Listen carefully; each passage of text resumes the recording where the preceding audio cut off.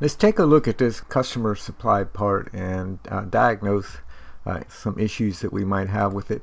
The first thing that I notice is that the solid body folder, I have 9 solid bodies, so this was all done as individual solid bodies, and it appears to me like it should be stamped from one solid body, so we'll come back to that. Then I see a mirror feature here, and I see a mirror feature down here.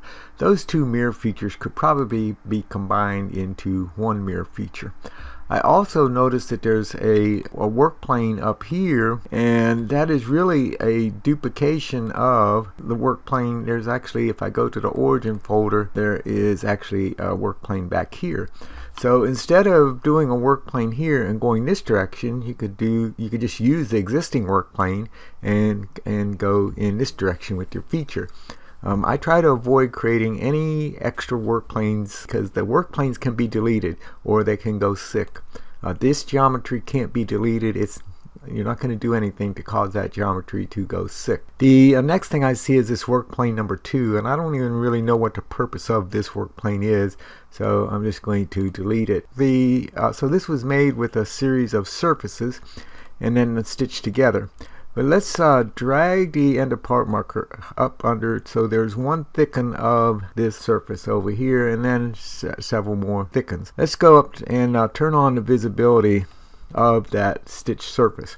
So here is our total part, the stitched surface, and then rather than stitch or thicken these individual, I'll go to the thicken command, and I'm going to put thicken on quilt. So instead of selecting individual faces, select quilt, and then I'll select the entire body, and I'll put in my distance I want to go, 0.03, and make sure that it's thickening towards the inside, the design intent. I'll say OK to that, and then I will make sure that my surface body is no longer visible, so I'll right click on that.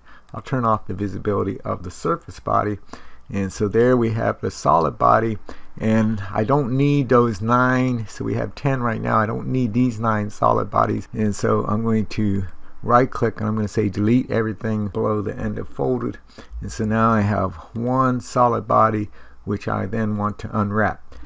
Because this is a press form sheet metal part, it is not going to do a flat pattern, so we have to use the unwrap command. So I'll do unwrap, and I will select the part. So previews my unwrap. Keep in mind that this doesn't take into account bend allowance, and there may be some other inaccuracies in the unwrap, but we may be able to use this. So there is our unwrapped surface body, and I'll turn off the visibility of the solid body, and then we can maybe use that as is if we just need a boundary, or thicken it if we need 3D thickness geometry.